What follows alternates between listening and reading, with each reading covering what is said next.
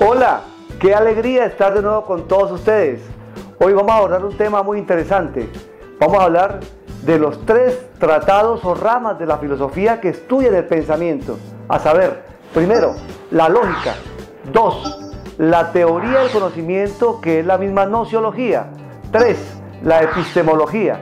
Estos 3 tratados hablan a su manera o estudian de alguna manera el pensamiento. Por supuesto que por la premura de tiempo hablaremos de aspectos básicos de estos tratados, como por ejemplo su definición etimológica y conceptual, su campo o región de estudio.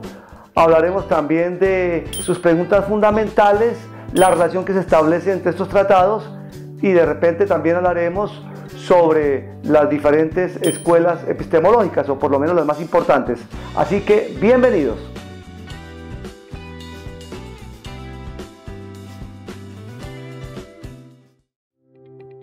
Si la intención es de hablar de los 3 tratados que hablan o que estudian el pensamiento, pues lo primero que tenemos que hacer es tratar de definir qué es pensar.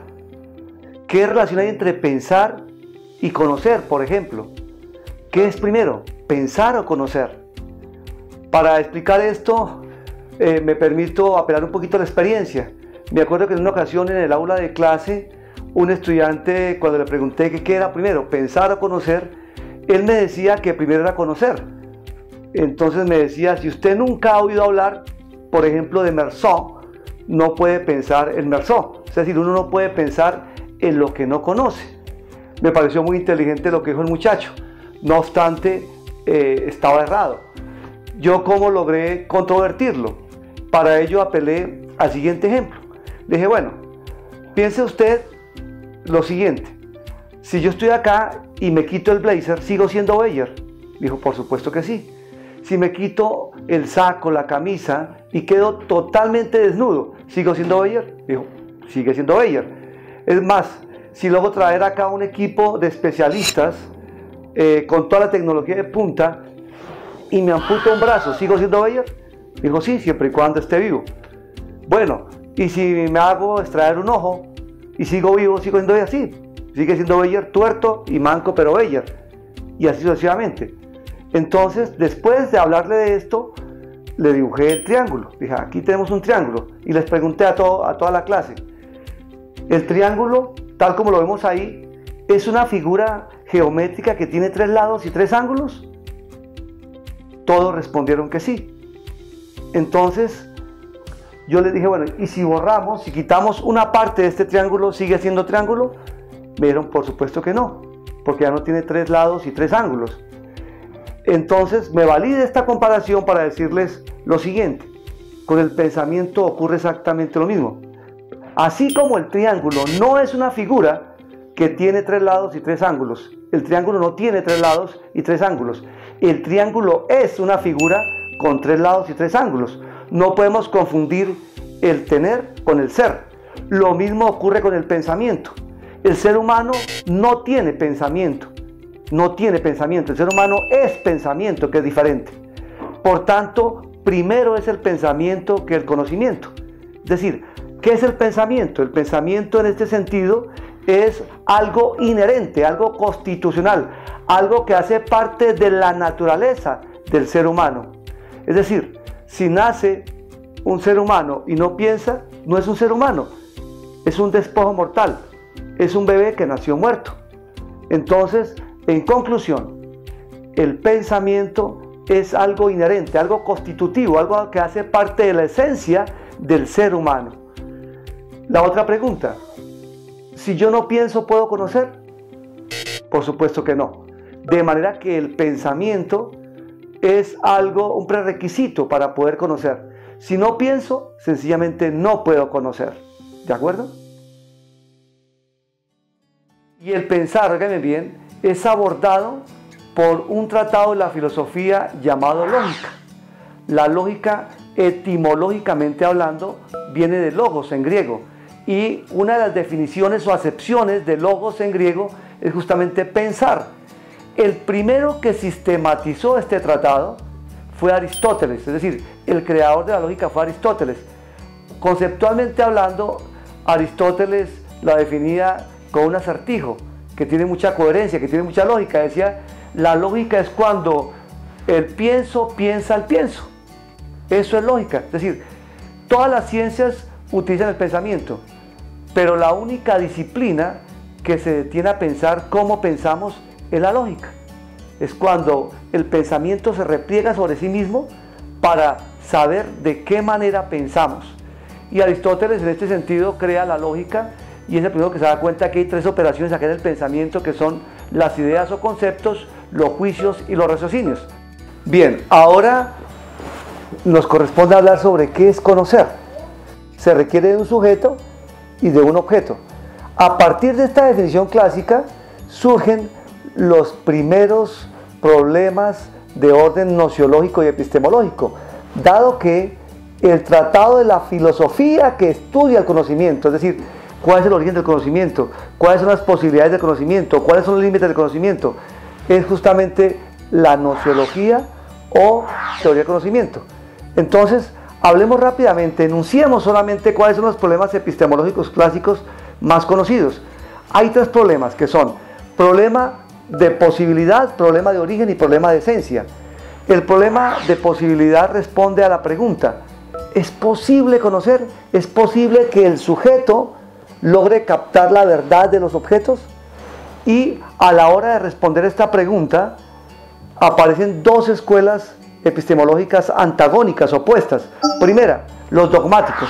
Los dogmáticos van a decir que sí es posible conocer, que sí es posible que el sujeto se encuentre con el objeto. A la segunda escuela mejor, que es los escépticos.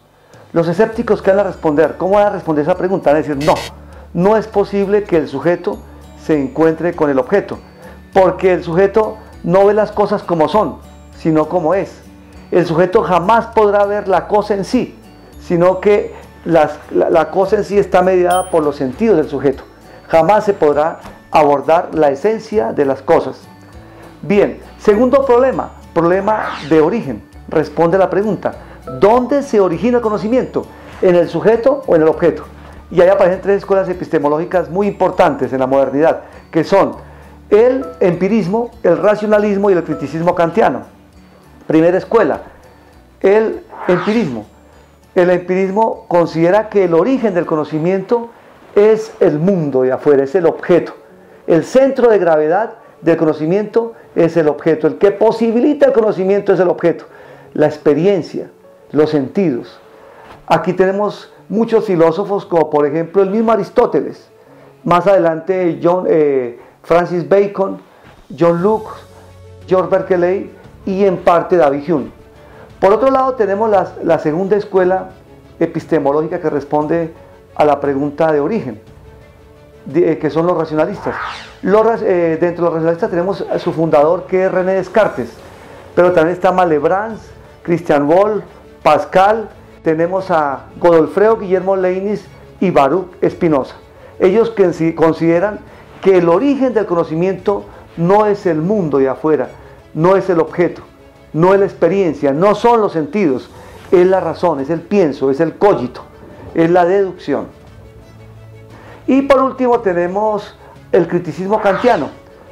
El criticismo kantiano, como su nombre lo indica, fue fundado por Emmanuel Kant. Y este filósofo tiene la genialidad de conciliar estas dos escuelas antagónicas que parecían irreconciliables, como son el empirismo y el racionalismo.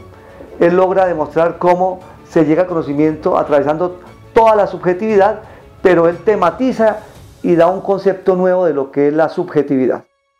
El tercer problema epistemológico es el problema de esencia, que responde a la pregunta: oiga, ¿el conocimiento en esencia es subjetivo o es objetivo? Aquí el principal representante de la escuela objetivista es justamente Platón. A pesar de que él es idealista, considera que la verdad suprema o la idea toagatón es una idea extramental, es decir, una idea que se puede dar al margen de un sujeto que la piense. En cambio, el principal representante del subjetivismo paradójicamente es un seguidor de Platón, que es San Agustín de Hipona. Él considera que la idea toagatón en Platón corresponde a Dios, y Dios no es una idea objetiva, sino que Dios es un sujeto. En este sentido, el principal representante de esta escuela subjetivista es San Agustín de Hipona. Hablamos de lógica, lógica estudia el pensamiento. Hablamos de nociología o teoría del conocimiento, que es el tratado que estudia el conocimiento, pero no hemos definido qué es epistemología. Nociología viene de nosos, que significa conocer. Epistemología viene de episteme, y episteme significa ciencia.